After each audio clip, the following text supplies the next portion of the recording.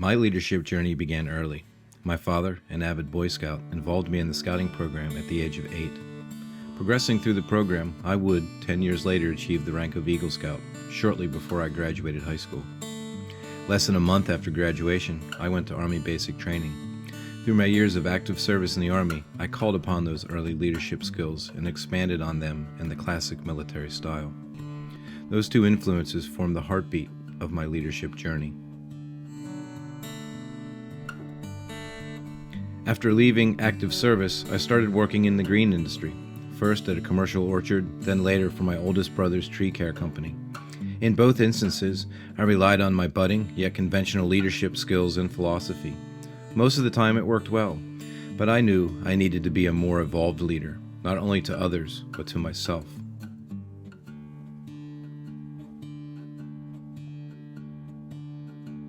Through this period, working part-time, I used my GI Bill benefits and put myself through school. I earned a Bachelor of Arts in Philosophy.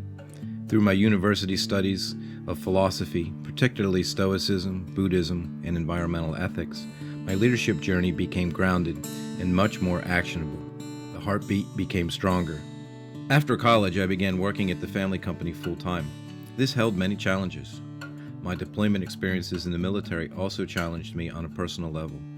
Many times I vowed to just quit, to stop, to not step up to the challenges, the hard physical and mental labor tree work provided. Certainly I told myself there's an easier way to earn a living. Certainly leadership was not for me.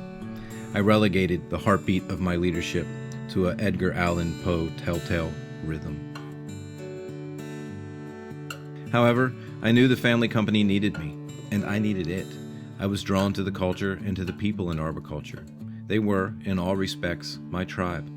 I decided that if I was to make tree work a career, I would need to become not just a skilled technician and climber, but a leader. In 2007, I became formally involved in the training world. Acquaintances I'd met in the industry had become friends. These friendships led to opportunities to not only learn, but to teach. These friends became my mentors. For over 5 years after my training career was launched in full, I continued on at the family company as a crew leader, general manager, and safety trainer. I actively sought outside training opportunities and gained valuable experience, all the while working full-time at the family company. I strove to learn and teach as much as I could. Eventually, I would turn training into a full-time occupation. Working with select companies, I would travel the US and Canada sharing knowledge, refining my instructor skills, and learning. I strove to be well-versed in all skills and techniques. I strove to share these far and wide.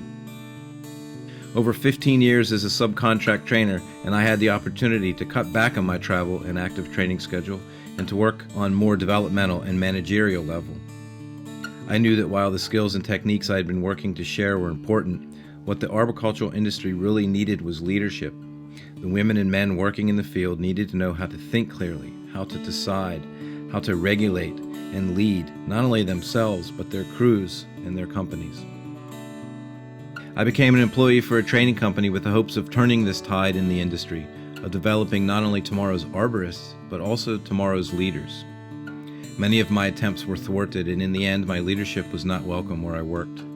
Initially, I blamed myself, but I came to see that my current position did not fit my goals, my message. I saw an urgent need, not only in arboriculture, but in the world. I resigned from my duties and again returned to the world of subcontracting. This time I aimed to take the lessons from my successes and failures and develop programs and techniques that any who aspire to lead can use and prosper with. My road to leadership was long and winding, but I'd learned so much. I knew to share my leadership philosophy with the world, I would need to reinvent myself, reinvent my worldview. I would need to hone and refine all my skills and learn new ones on the way. Now, I look forward to helping people discover and define their values, to use these to guide their leadership journey, their lives.